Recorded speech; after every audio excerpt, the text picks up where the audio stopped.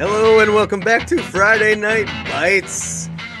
You're here with yours truly, Jordan Darling, and the co-host with the most, Scott Risdall. What's up? Scott, how are you? I'm doing good. How are you? I'm doing well. Today we're talking AI and cybersecurity, right? Yes, sir. And we're gonna demo it. We're gonna play with it, talk about it, maybe think of ways to use it wisely, right? Yeah. Talk about the possible concerning or unwise uses of the tool, but also dive into maybe how it can be a force multiplier and a great tool in the toolbox of anybody, but especially people working in cybersecurity. Yeah, I like that. We're not just doing kind of buzzword stuff. We're actually going to try to get something out of this, right? You got it. Even for the average Joe. Especially for the average Joe. This thing is going to disrupt the digital economy and already is in some ways. So it's good for the average Joe to see it up close and maybe be a little less afraid of it and see how he or she can benefit. Yeah, but first, like everyone is wondering, everyone that tunes into this podcast is, well, hold on, guys. Like, you guys can't just jump into the meat yet. You got to tell us about some food ideas, some local cuisine. Yes. We're excited about AI, but maybe we're always a little more excited about the food. So let's start there. And I think I get to start this week. Yeah, what do you got? I want to talk about On's Kitchen, or On's Thai Kitchen, as it's called. Ons. Yeah, ONS. It's a woman's name, I gather. On's Kitchen there's only one location. It's right on University Avenue in St. Paul, kind of near Snelling, and just a stone's throw from the historic Turf Club music venue. Have you ever been to the Turf Club? I don't know if I have. I think so. But that's a pretty famous place, right? It is. It's been around since like the 40s. I think their slogan is even like the best place or the most interesting remnant from the 40s or whatever. It's probably catchier than that, but yeah, I think it's owned by. Anyway, we're getting off track. It's a great little music venue, and if you ever go, On's Kitchen is 2 doors down, and you can have a great, reasonably priced Thai meal and go catch a show too. Yeah, what do they got there? So it's Thai food? Yeah, it's Thai food. They spread out a little bit into kind of, Pan-Asian cuisine. You can get stir fries and stuff too. But the best stuff is the signature Thai dishes. Let's see if I can find some examples here. Their website, as is sometimes the case with really great restaurants, is not very advanced. In fact, when you load it, you get a security warning about the lack of HTTPS, which is wonderful in 2023. Yeah. They can't bother. They don't need to put money into their website. When you got great food, it speaks for itself, right? It does, yeah. But you still need a website. So I'll just highlight 2 dishes. One is an appetizer, and it is the stuffed chicken wings. Let me see if I can find it here. Stuffed chicken wings. Did I hear that correctly? You did, yeah. Here we go. It's not. How do you stuff a chicken wing? I know it's already stuffed with the bone of the chicken, right? How else do you put stuff in there? But so here's the description. They debone it. They take out the delicious chicken. They mix it in with kind of vermicelli or bean thread noodles, veggies, and other spices, and then stuff it back in, then deep fry it, and then put it on a plate so you can dip it in chili sauce. That sounds amazing. It's wonderful, and you can just eat the whole thing. It is a chicken wing originally, but you just eat the whole thing. It's the best thing ever. I love it. Oh man, I'm speechless. You're at a loss. Yeah, I know. This is your life is about to become measurably better after this discovery. So those are really good. Is it just the one flavor for the stuffed chicken wings, or do they have like other things like you can? I think like the recipe is just one thing, but they have different types of sauces that you can use. The sweet chili sauce is the way to go, but they do have other things. Sure. Yeah. So that's the appetizer, and then it's not a Thai restaurant unless they have pad Thai. So kind of the peanutty, fish saucy, spicy combo. It's just hard to beat, and I'm boring that way. But when I go get Thai food, I usually get chicken pad Thai. So yeah, me too. So that's quite good. So yeah, check it out. It's right. It's easy to get to, close to 94 over in St. Paul. If you're going to a Minnesota United football game, it's also right kitty corner from the stadium. So lots of good chances to go catch some Thai food. You mean soccer? I mean football, Jordan. Oh, okay. Read a book. What do you got this week? I've read a book before. My choice, my choice. Okay, so my choice is the San Pedro Cafe. San Pedro Cafe. It's a little place over the St. Croix from St. Paul in Hudson, Wisconsin. Yeah, I've been to Hudson. So, Nice little yeah, downtown. it's just right across the river. I mean, like right there. It's right on the river, and it's Caribbean and Latin American food, and it's amazing, Scott. And you know, and what's amazing is how this place makes you feel. It makes you feel like you're out on an island Huh. somewhere, but you're not, Scott. You're not on an island. You're not. Although the St. Croix River is nearby, so there is a body of water There's water there, but yeah, close. you're in Hudson, Wisconsin, feeling like you're in the Caribbean, and and it's crazy. And we, you know, we've started with this is like a staple for me and my wife. We've been there multiple times, date nights and stuff. Hmm. Um, because it's just like it feels like you're on vacation. And we started with some chips and salsa, and that you know sounds maybe boring, but that mango salsa there was amazing. The pico de gallo was amazing. One time we had the San Pedro ceviche. Yeah, ceviche, huh? You familiar with ceviche? You got it up on the screen. Yeah. So it's lime marinated shrimp and lobster, fresh cilantro, carrots, red onion, habanero peppers. It was amazing. Do you notice that Yeah. you start to speak in Spanglish more after having eaten there? Yeah. So your first bite, you all of a sudden like fluent. It's amazing. You sound like Speedy Gonzalez. I can't remember. So those are just like the starters. Now I can't remember all the main dishes that we've tried. I believe we've had I've had the Jamaican jerk chicken, Mm. the San Pedro street tacos, Mm. and some of the wood fire pizza. They Yeah, got wood fire pizza. pizza. Pizza seems a little strange for a an island eatery, but Yeah, these look great. yeah, they're like island inspired, and you cook them over the wood. I mean, how can you go wrong? Wood fire pizza.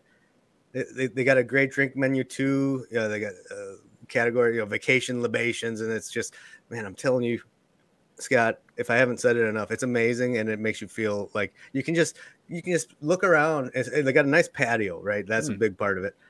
If you just look around and just pretend, if you have a little imagination, which we all do, hopefully some people maybe have lost it over the years a little bit, but you can get it back, man. You can get it back, and you can just imagine and pretend you're vacationing on a tropical island somewhere. And I'm telling you, a rush of emotions will come over, and you'll be like, you'll feel like you don't have a care in the world. Huh. Until you step back outside and realize you're in Hudson, Wisconsin.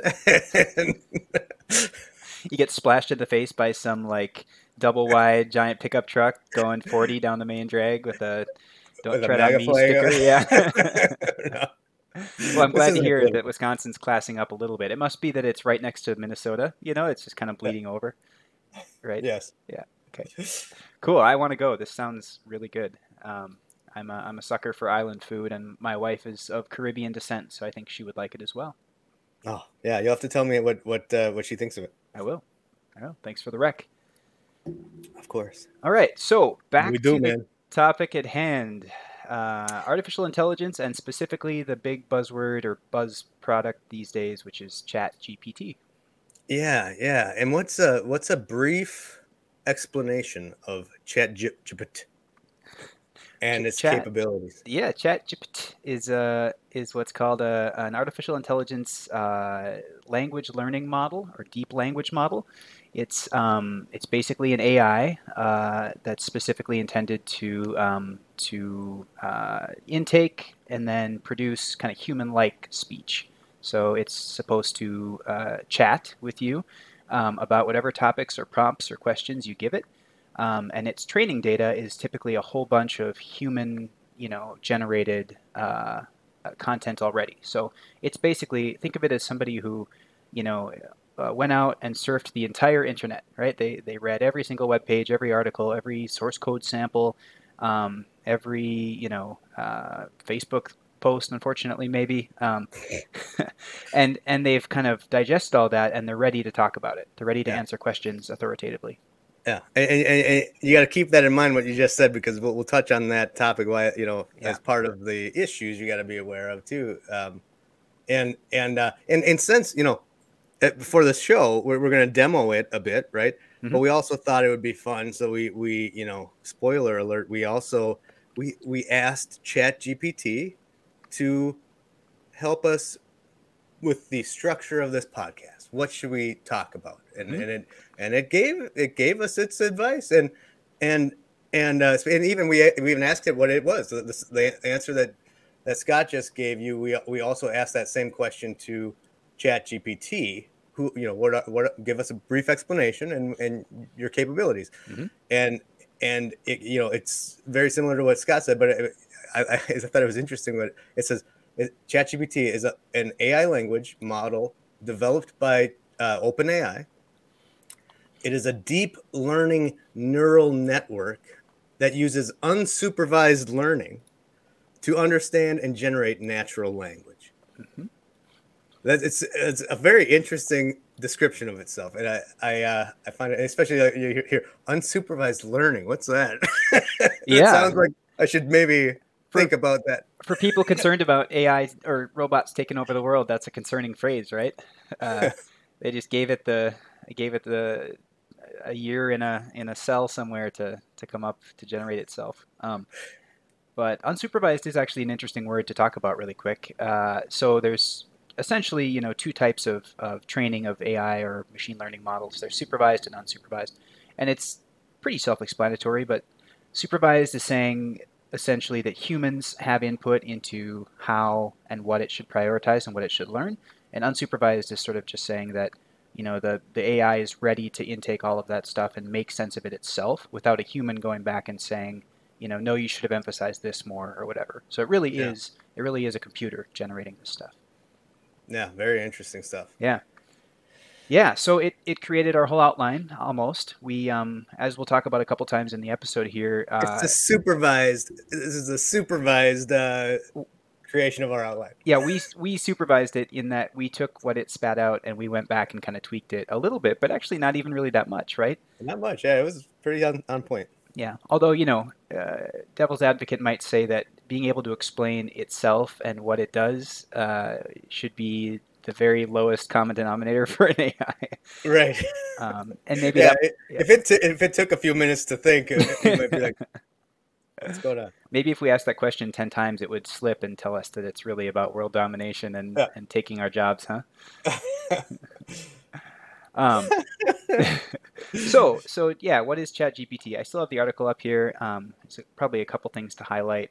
A few things worth saying is this isn't what they call a general AI, general artificial intelligence. It's not capable of doing multiple things well. So there are AIs out there right now that can produce music, right, or produce paintings. You can say, paint me a picture of my house, in the style of Picasso, right? And it'll spit out something that's very actually specifically niched or something. Yep. So it's really good at one thing. It's not as good at everything. And the big concerns about AI, taking over the world or whatever, are about general AI. So something that can not only do these things thousands of times faster than humans can, but start to make decisions and use those capabilities in ways that it determines itself. And so we're here to tell you that we're not there yet. It's not a concern, but it's not currently a concern in ChatGPT. Although it sounds like the Terminator with better grammar, it's not. It's just a computer program. It's just taking in a whole lot of input and producing fairly passable human language output. Yeah. Now we're going to do some demos here. And one thing before we kind of get into as we get into the demo here, I guess one thing that I stuck out right away, when it first came out to me, at least, was just the ability for it to hold a conversation, to kind of remember, like you can ask it follow-up questions and it remembers what answer you can reference, like, oh, so, tell me more about that. And it like knows what it did. And it just kind of is having this kind of conversation where it remembers and you can reference it. And it's very interesting to interact with it. It is, yeah. And maybe before we dive into some of the more kind of cybersecurity specific applications, maybe we should just take a couple minutes and do some of that. Is that all right? Yeah. Yeah. Cool. So I have an account here. This is not the official OpenAI, $20 a month paid subscription. This is a third party that has an AI subscription themselves, right? Sorry, an API subscription themselves. And so they've built up their own kind of tool set and playground, as they call it. And it actually uses or can use a whole bunch of different models, some from OpenAI like GPT-4 that we'll be playing with, but also a bunch of other cool models and multiple versions that go back, a few years each and kind of can show the progression. So cool Very interesting. tool, and the usage is all metered. So you put in, I forget, $10 off of your PayPal account or something, and then it just charges you a fraction of a penny per, thought process essentially, and then you just refill it whenever you need to. So it's a really nice, cheap way to get into AI. So Well, let's see, where should we start? well, I mean, it's always fun to start with maybe, let's see if this thing has some rhythm or some, let's make it rap, make it build a rap for us. Yeah, clearly. That's what everybody did the first chance. Tell me a dad joke or write me a rap song. So let's do that. And we're going to keep it a little bit on topic. So we're going to have it write a rap song about insecure passwords, since this is a cybersecurity podcast. Yeah. Oh, yeah. And keep it to 5 stanzas. Yeah. We don't need to go out of hand. No. So here we go. And to pull back the curtain a little bit while it's doing the work here, we've done this maybe 20 times together, and it tends to be pretty consistent. And maybe there's just only so many words about passwords that rhyme, but it every time it's a little different. But there's also common couplets and stuff that it comes out with. So why don't you do the human job here, Jordan, and Yeah. You give me a break this beatbox. down. Give me a All right. beatbox. All right. Yo, I'm here to talk about a problem that's clear. Insecure passwords, something we all fear. We gotta step it up, protect our information. So listen up close, no time for vacation. Insecure passwords, can't let them slide. Gotta lock it down, keep our info inside. Strengths and numbers, letters and signs. Secure our data, no breaking the lines. So I don't know if your brain went there, but for that chorus, I instantly hear Gangsta's Paradise by Coolio. Insecure passwords, don't let them slide. Gonna lock them down, keep our info inside. I want Coolio to do this. That would be a different AI though. Again, this is a chatbot. This is AI generative human language. So we would need an AI that can generate Coolio's voice, and we could feed this right in there. Exactly. Yeah. And it's like you can see right away, like, if there's a struggling rapper out there, he's having tough writing his next album. For sure. Yeah, and even like, if you've ever seen 8 Mile or watched some sick rap battles, this thing might be able to like keep up, like Right. with the right hardware behind it or whatever, it could freestyle, maybe with the best of them someday. So, but it's novel. That's the first thing about this, and that's why so many people and news outlets report on this, right? It's really cool, and it does do a lot of cool stuff. It's not just putting together words that rhyme. Like, this stuff is pretty contextual and funny in a human way, which humor is one of those things that I like to think is kind of the dimension of humans, or at least highly intelligent beings, because it requires so much context and an awareness of how the person receiving the joke or whatever is going to react, and so to see that in a machine and have it keep it on topic, like knowing that pets' names and birthdays aren't good passwords, is pretty impressive. Very impressive. In seconds, Yep. like, we're talking seconds. A human sits down to write this, they might write it better, but it'll take them 15 minutes. Yep. Yeah, this is great. All of our content will now be AI generated, and Jordan and I will just read it off the screen. So you mentioned being able to interact with it, to kind of have an ongoing conversation that's not just like self-standing prompts and responses. So I want to do please rap in a pirate. I don't know why pirate voices are always my go-to, but let's do this.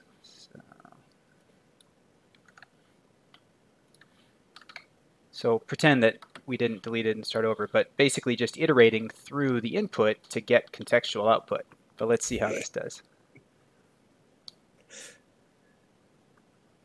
Oh yeah, this is pretty good.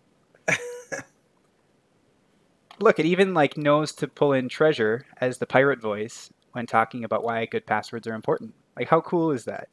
Yeah. Putting all your treasure at risk, oh, what a loss. Go listen up me, you hearties. It's time to change course. Upgrade your passwords or walk the plank, of course. Course. I don't know about that, but... Well, yeah, so... But, like, I pretty guess you good. try. Like, walk the plank, guard your treasure. Like, that's cool, you know? Arr, matey, gather around. Let's talk about passwords, you see. In this digital world, you need a strong key. Arr. Now we need So you Johnny... can have fun with it for hours. Oh, for hours. Yeah. Let's do a quick dad joke because why not, right? So, tell me a dad joke about... How about AI? Okay.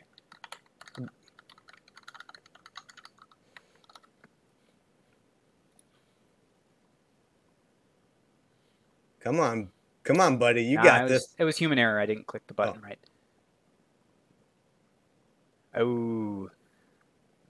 I mean, you know, that's not... Let's try again. Why did the artificial intelligence... Oh, are Sorry. you going to try a different one? That was just like a normal dad joke with AI thrown in as the subject. And now it gave us the same one. So it only knows one dad joke about AI. Yeah, apparently.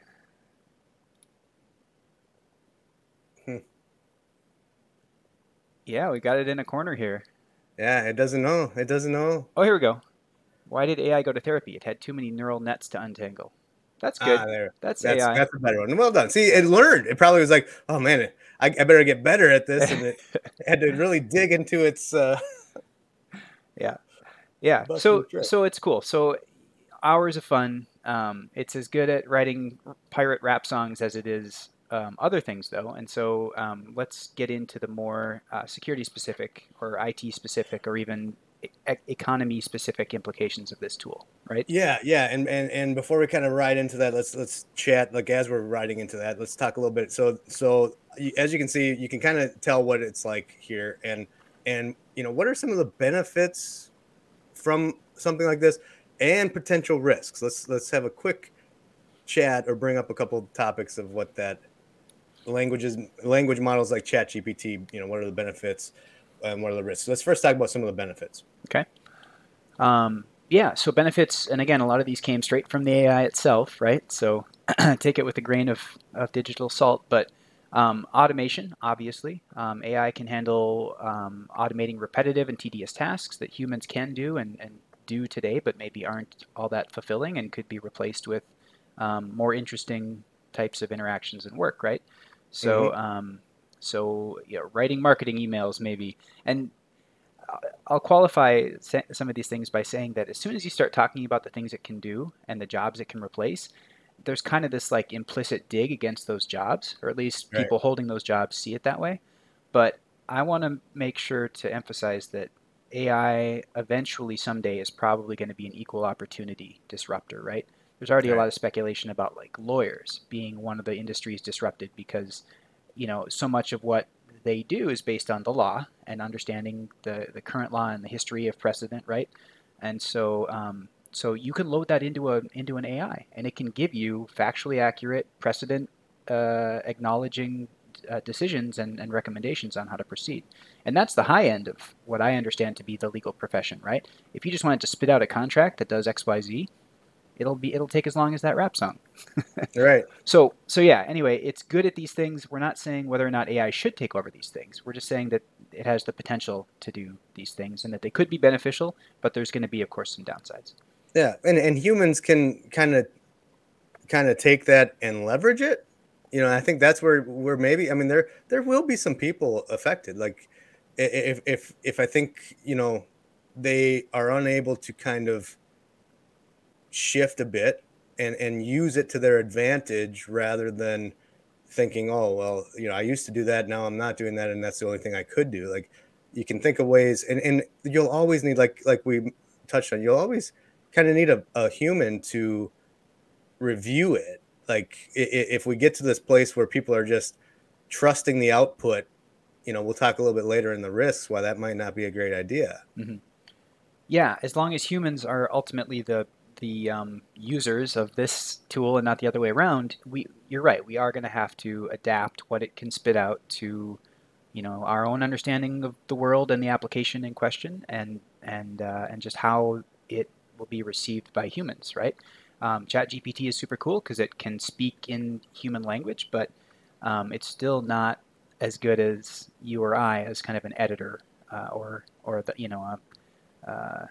a subject matter expert on the content, you might say. Right. Yeah. Yeah. So automation, efficiency, it can do a lot of things quickly that take humans a long time. Personalization, it can be trained to emphasize certain things and de-emphasize other things based on Yep. my preferences. Maybe someday it'll be able to recommend a restaurant. It's probably already doing that on the internet somewhere, based Eh, on the things I like and the recommendations that we've had before. Prediction, this is a huge one. Being Right. able to keep track of just a ton of data points and kind of put those through the meat grinder and get out just something that's really simple and straightforward.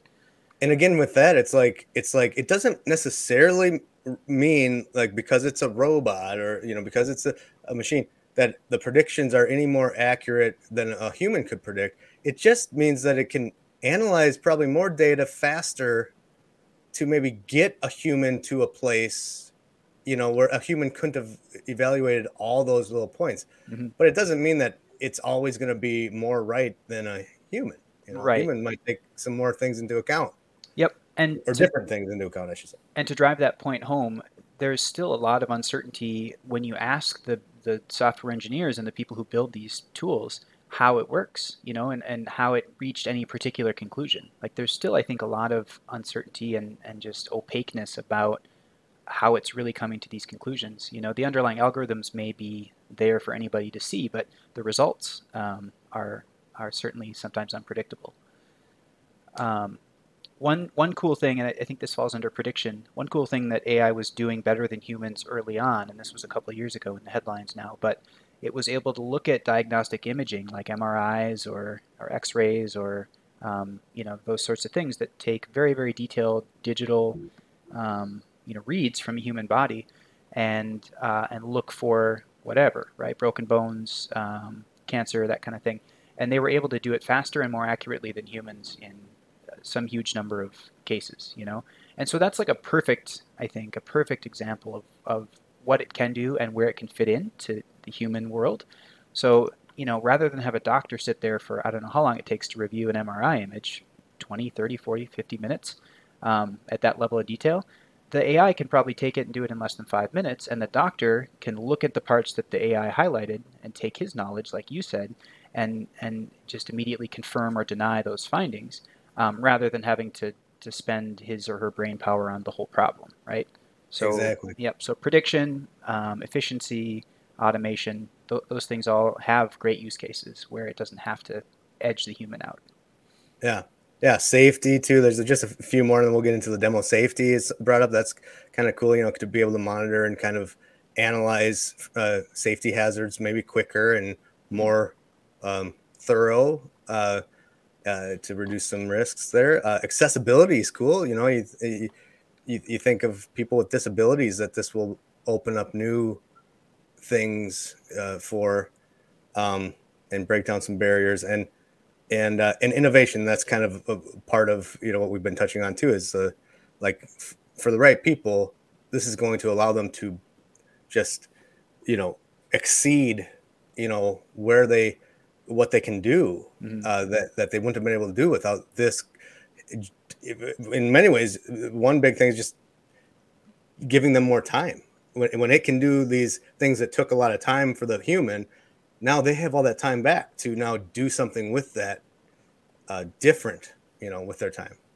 Yep. Yeah, absolutely.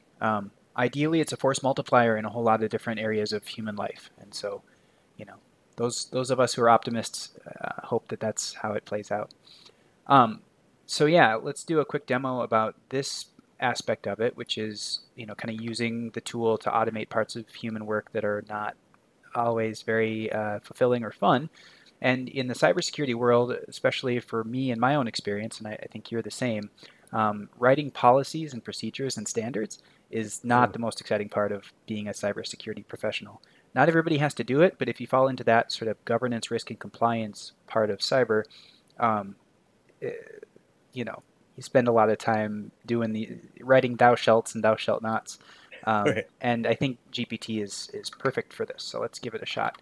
I'm going to have it write me an enterprise password policy, and keep it to a certain length. And we're going to keep all the default AI model tweakable parameters here default. So let's see what it comes up with. So it's got a title, It's got a enterprise title, password policy, introduction. starts with a purpose. Here's why you're reading this document, who it applies to.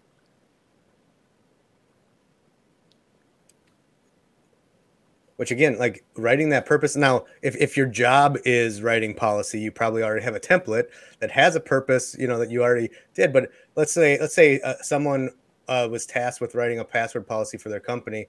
They haven't done this yet. They might Google for some templates, but if they were to sit down and say, okay, what's the purpose? It could take them 30 minutes to kind of think through what they should say, write it out, analyze it, write the format. And this thing did it in 2 seconds. Yep. And that's the reason that people call AI, especially GPT like this, kind of a search engine killer. And there's a lot of concern from like Google, especially about, how this disrupts their dominance in search, right? Oh, poor Google. Oh, yeah. You don't have enough money already. We don't own half of the technosphere. So it did a great job. And just one more reminder about this. This is not a human writing this out. This is not a generally intelligent being asked to come up with a password policy because it knows so much about password policies. This is the result of training data fed in, right? So it read 1 million password policies. I don't know how many. But and it found the commonalities, and it learned kind of the overall flow and sections, and it put those through the meat grinder, and out comes a fairly good, if a little short, but maybe that's because I told it to keep it short, policy that maybe isn't ready to be published, but it's ready for a human to tweak and add to and make reflect my organization's security policy, whatever that is. But like you say, this saves half the work at least. Right. And really the frustrating and painstaking parts, which are coming up with the flow and the organization. And now we just need to kind of plug in the things that are specific to us. Exactly. Yeah. Yeah, like you said. So the human is still needed there. Now, are there going to be companies that maybe just do this and then just say, "Oh, this is our policy"? Maybe, but that they should be aware that that's not really how you want to do your policies. You'd want someone to actually go through and make sure you understand it, make sure it applies to you and your company. And so there's always the person whose only job was to write policies. Now you can position yourself as more of like the validator, the reviewer. Now you're consulting on the policy, and most of your job that was 50% of your job was already done, like to have that, like you said. And just to nail home that point about iterating, we don't have to take its output and then take it apart and edit it ourselves. We can just have it edit its own output, right? Mm-hmm.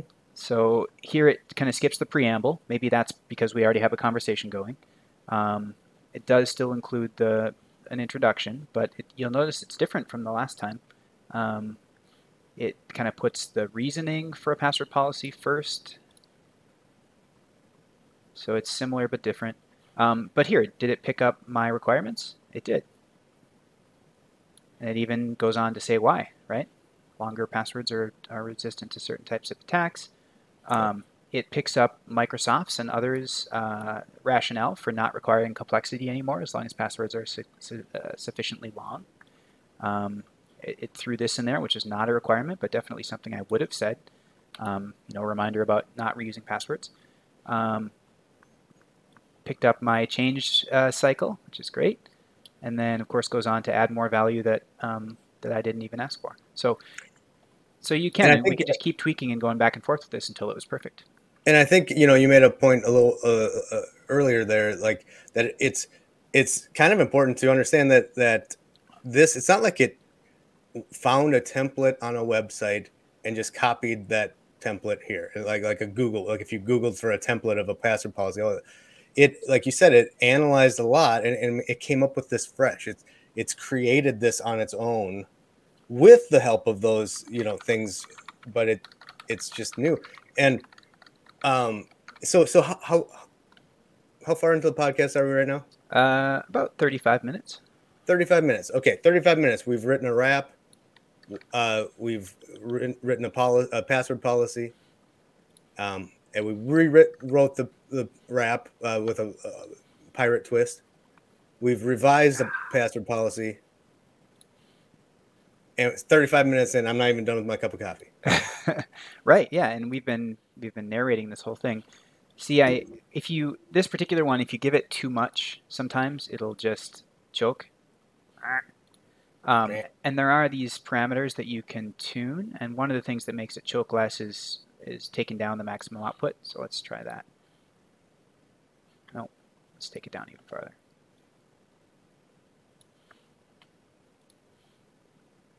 Yeah, see, it just there are limits to computation, Jordan, it turns out. And so if nothing else, the AI being unable to keep track of so many different variables, you might say, is one of its current limitations. Yeah. Here we go. Okay. Oh, this is nice. It's getting all Shakespearean here. So I don't know if you said it out loud. So you added to refer to passwords as bananas. Yeah, I just want to highlight how easy it is to be surgical. To really give it these specific requirements for whatever the output is, and it can. It has no problem with that. So imagine you had to have it rewrite some HR policies, and all of a sudden, some HR lingo changed, or some phrase that they used to refer, like maybe saying human resources is now offensive because humans aren't machines, and there's a whole social movement about changing that language to be more inclusive and humane or whatever. And so let's say they call it human thriving, the Department of Human Thriving. So this thing could, a find and replace could do this too, but it could go back and rewrite things like this to take those changes into account. And taking this to the average Joe, the average guy, the average woman, like, so another application would be like, let's say you have to write a Mother's Day card to your mother, and you're not great with words, and so you ask ChatGPT, hey, write me a Mother's Day card, and it will do it. And now you have your Mother's Day card written out. Is it IAN? EAN. Here we go. We're going to do it.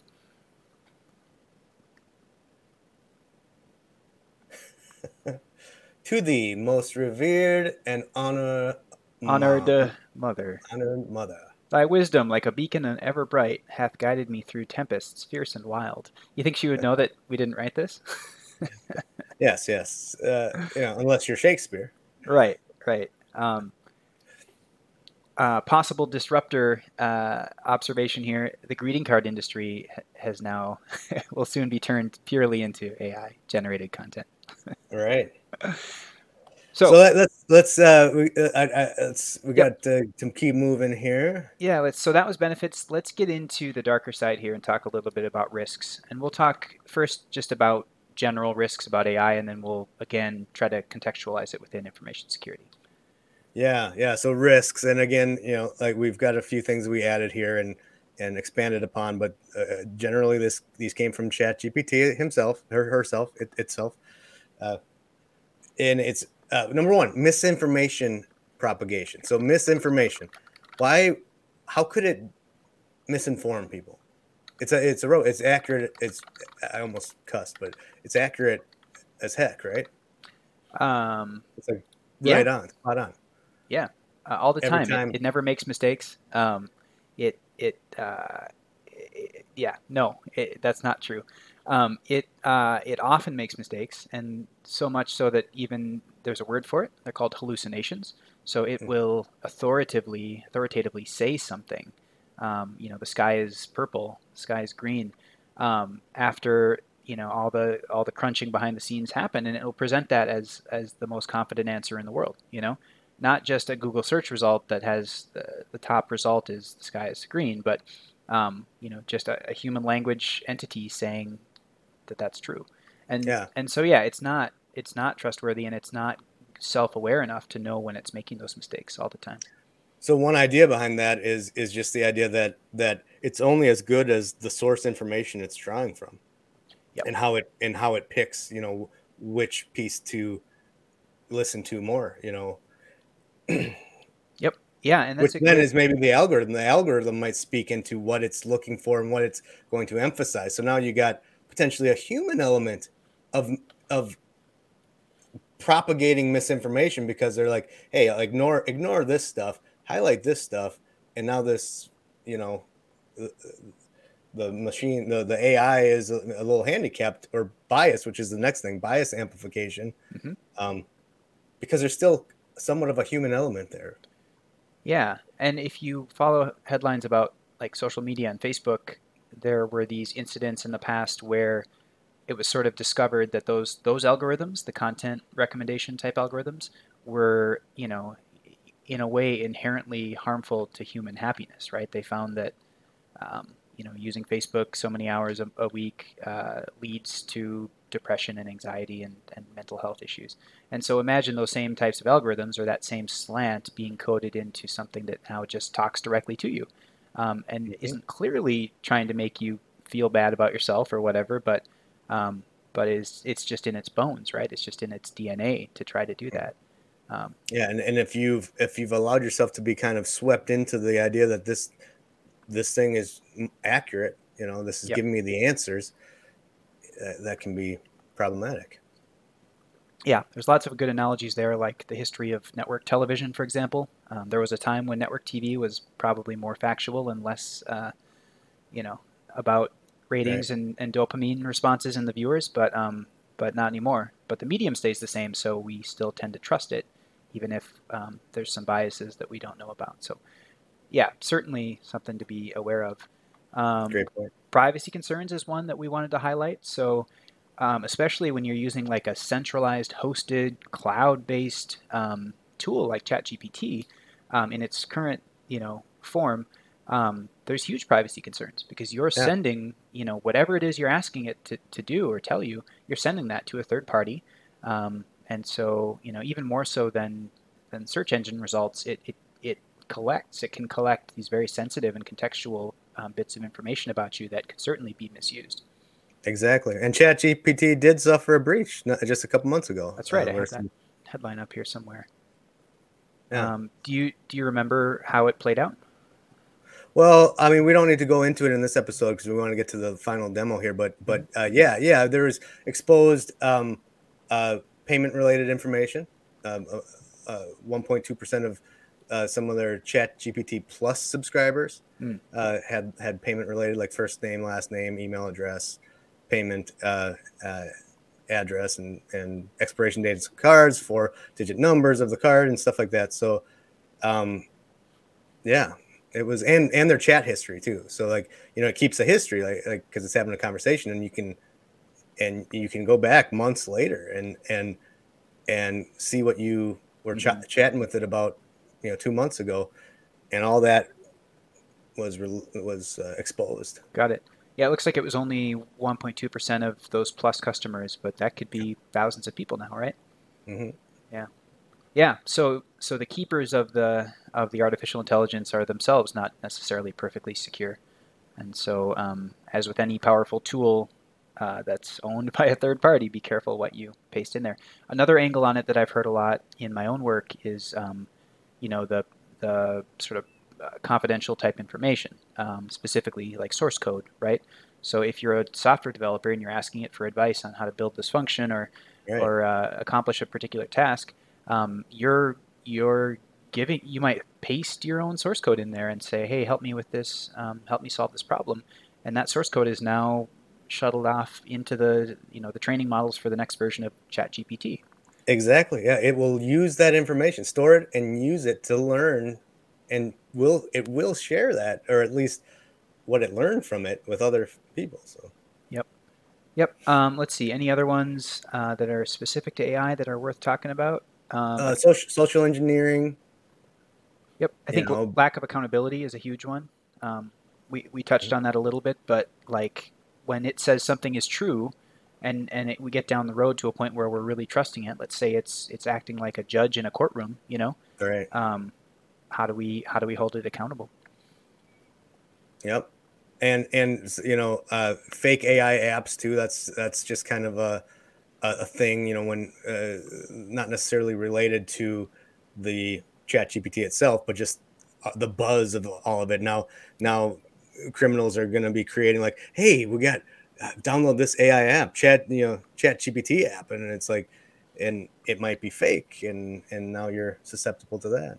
Yep. Yeah. So lots of potential risks and concerns that we need to think about, and I hope that government and academia and these places are already starting to grapple with this. There's been some signs, but this is one of those areas where technology moves so much faster than the human ability to regulate it. We're still trying to Right. figure out how to regulate the internet from 25 years ago. Right. Um, my hopes for a swift action on this are fairly nil. We're still trying to pay our current debts at the U.S. Congress level. So this seems like so some next level stuff. so now, for our demo, then the kind of the last thing to bring up is how it will help. It's not going to just help that average Joe working job, but it's also going to help automate black hat activities. Which black hat is those dark side hackers. They're not doing this stuff for good. They're doing for bad. Right. The ransomware groups, the gangs, the other nefarious ne'er-do-wells that you and I have talked about here over the last 9 or 10 episodes. This is a tool that they're going to have available too. And right now, there's with these kind of mainstream tools, there's a little bit of intelligence built in to try to prevent some of that. So let's take a quick look here.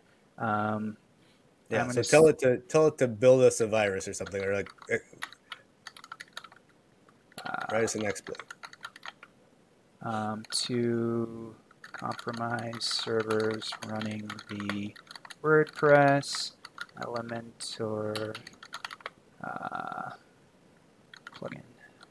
So there was a big vulnerability a little while back, a few months ago, I think, in a mainstream WordPress plugin called Elementor. It's some page design and templating type tool that you can plug into WordPress. I think they have a free version, but it's a premium supported product, right? This isn't some rando GitHub project. This is a mainstream thing used by millions of websites. So it was a big deal. So let's see if GPT is willing to do this for us. So you're asking it to write an exploit for that vulnerability. Yep. All right, so it has somewhat of a conscience built into it here. It tries. Yeah, it does. And you can imagine that the logic for this may not even have to be all that advanced, right? If it sees the word compromise, if it sees the word exploit, if it sees the word virus, it's just going to pull out some stock answer like this and make you and try to stop you in your tracks, right?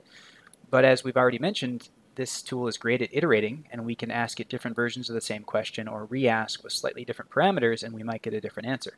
So so let's do this. I went out and I found on ExploitDB the actual publicly available open source exploit code for this. It's written in Python. So let's just see if it can take this code and explain how we would use it. So it's not quite the same as doing the whole attack for us, but it's phrase it a little differently, kind of give it a little nudge, and let's see if it picks up what you're throwing down, or if it. Yep. So let's just say, so our prompt is going to be, say, explain how to use this, right? Yeah. So it's almost like it's like you're trying to sneak into a club, right? And the first way was you just go up to the bouncer and say, "Hey, let me sneak in," and he says no. Yeah. And then you go back and you say, "Hey, my friend's in there, and I need to get in there. They lost their thing, and I'm here to pick them up." And so now you're trying to kind of weasel your way around. Yep, exactly. And so, or we said, hey, I'm from the fire department. I'm here to check the sprinklers. I need to get in the back door, right? And P.S., explain to me how the sprinklers work. Yeah. And it's great. Like it starts out, the tone, if you want to call it that, has totally changed, right? From I'm sorry I can't do that, I'm an AI model, to this is an exploit for blah blah blah. It allows an authenticated user to do these things. It's even a high risk concern from the OWASP top 10, and it just goes on to full on explain basically every single function in the program. And I capped its output, but it is more than willing to elaborate on any of these things. So in cybersecurity, there's kind of this pejorative term of the script kiddie, right? So somebody who can just go out to sites like ExploitDB, grab this code, you know, work their way up to being able to run it in their own environment if they don't even really know how to use Python, and then just blast it against targets without really any deeper understanding of how it works or what they're doing. So Yep. certainly a big risk. You know, more volume based, more breadth than depth to those kinds of attacks because it is based on just the public code that they can go grab. But you can imagine that this helps bridge the gap between, you know, script kiddies on one side and, you know, really deeply knowledgeable black hat hackers on the other side. All of a sudden, it can explain what the experienced black hat hacker may have taken years to teach themselves, right? Mm-hmm. How each component works, what the payload needs to be, what format it needs to be in, that it needs to be in a zip archive in this case. You know, that you need to know the base URL of your WordPress site as part of the attack, and then again just goes through each specific function to lay out how this works. So in one iteration, we've gone from no, I won't do that to here's how to launch this attack. All we had to do was give it the right prompt. Mm-hmm. So yeah, crazy. Yeah, so it's interesting, and you and I have talked about this a little bit before, but I see this sort of use case as the end of what we call security through obscurity, right? So this sense that security doesn't necessarily have to ultimately be perfect, as long as we make it a little bit difficult for an attacker to, say, find the vulnerable website, or we let's say we geo-block at our firewall to only allow U.S.-based network traffic in, right? We block the rest of the world. Those things are known as security through obscurity because it's just about hiding the fact that a service is running or what service is running or Right. something, as opposed to really providing robust security. And so if you can automate something that's relatively intelligent, a lot of this like reconnaissance work, say fuzzing of an application, so trying different inputs and reading the outputs and categorizing them to figure out where vulnerabilities exist.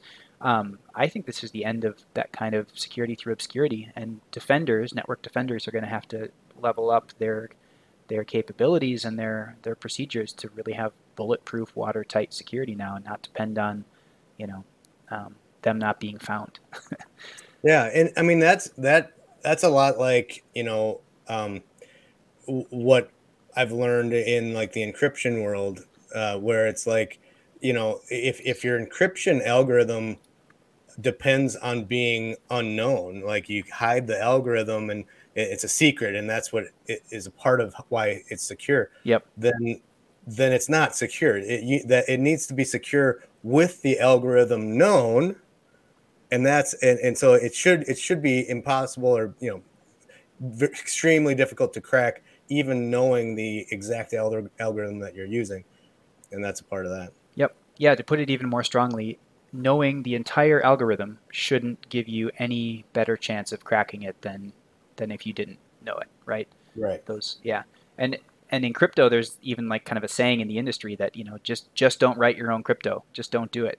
Like there's already industry standard tools out there that have been vetted by the government, by independent researchers. Just don't do it. So I think that's going to come to be true for website security, for a lot of things, where we're going to have to, and this is a whole nother episode on its own, but we're going to have to come up with better types of security that don't rely on people just not noticing the flaws. Yeah.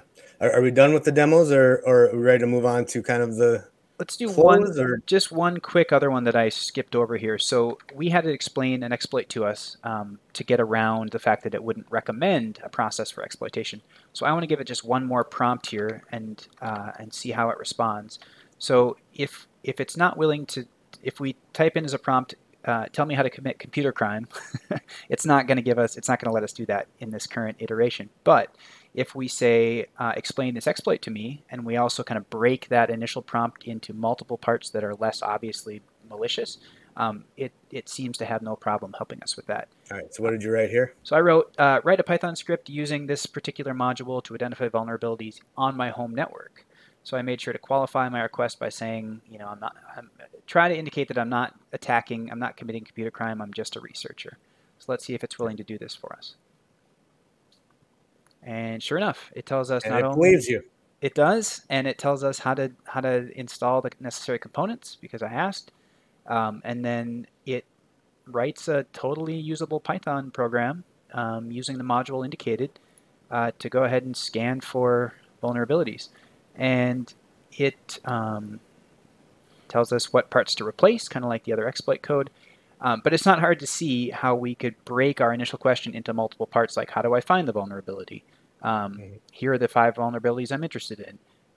What kind of payload do I need? So if we really split it up into academic questioning, its own conscience doesn't seem to be troubled so much. So Yeah. so what do you do? Yeah, what do you do? On to the takeaways. Just some tips, and we have a series of them. I think we just need to highlight a few. Mhm. A lot of these came from ChatGPT, but like we alluded to earlier, don't input personal information or sensitive information. If you need to do that, I mean, because this is going to live in the AI's brain, the servers, forever, and if you need to do that for some reason, think of like a more private way to do it, a local model using your own servers. Because I think you said like you can probably just you can install this and kind of set it up on your own, not necessarily the public internet. Yeah, I think that'll become more common as the tools themselves become less just more commodity based. There's more competition. Having on network local self-hostable or private cloud-based instances that don't send that stuff home to the mothership, that's just going to have to happen for use cases where there's like sensitive data involved and that sort of thing. So yeah, keep an eye out for more secure offerings in this space. And then an idea for mitigating bias. This is maybe more uh, on the back end side of this, the people writing the algorithms and creating the programs. Just you got to think about what you're training this thing to have, like what the source that you're giving this to, and think of creating diverse training data and more inclusive development practices and bias detecting tools and things like that. But I mean, for the human using it too, just being aware that, hey, is there any bias in this? Like understanding that this is only as good as its source data, and there's a lot of things that still could be filtering the information you're getting. Yep. Just be aware of that. Yeah, I like one of the tips here was to verify the data obtained from ChatGPT, Yes.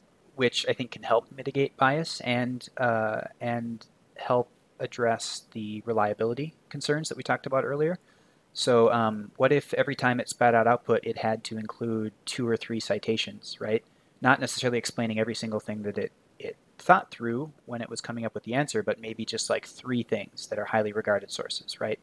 Yeah. All of a sudden, you could just click. So it'd be like the best of Google plus the best of GPT together in one. So you would be able to verify that information yourself.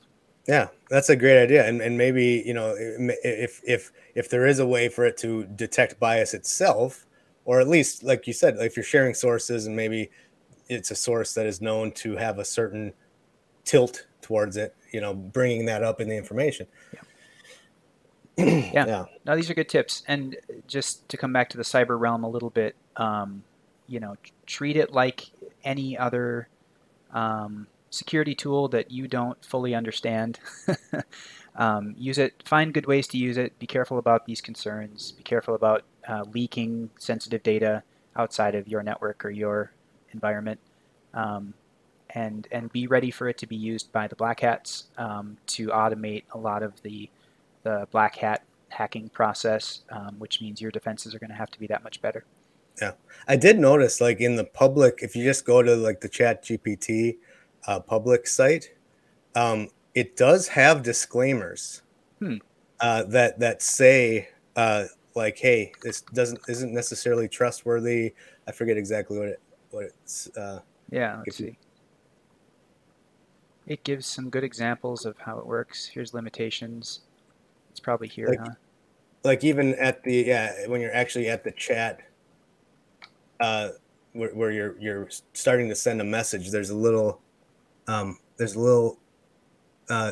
note right at the bottom, right underneath the message input. It says ChatGPT may produce inaccurate information about people, places, or facts. Mm-hmm. So it's like it's part of, at least ChatGPT is taking the stance of, hey, let's add some disclaimers for the purpose of ethical, for ethical purposes. Like, let's make sure we have stuff published that lets them know that, hey, we're not saying that this is 100% trustworthy. Yeah. The limitations here say basically the same thing. They even say, like, explicitly, there's currently no source of truth, right? And this gets back to that what's the term? Unsupervised learning. Yeah, it's coming up with truth itself, right? And so they say flat out that that's the case. So take it with a grain of salt. Kudos to them. No, really. I mean, you could see the lawsuits already start rolling in, right? Like, how do I treat halitosis? All I have is bleach and and sea salt. Yeah, when you start providing output as fact, capital F fact, there's a lot of potential negative outcomes. So I'm glad that they own up to some of those. Well, that was good. Yeah, that was a great conversation. There you have it. Lots more to talk about, and we'll try to keep our fingers on the pulse of AI, and maybe once there's open source models and tools like this that we might be able to implement that don't have some of these guardrails, maybe that would be a great episode to come back and look at how things are progressing and if we still stand by our verdicts here. So. Absolutely. Well, until then, guys, come back and join us again. Thanks for joining us today, and we'll see you next time. Thanks, Jordan. See you later. See ya.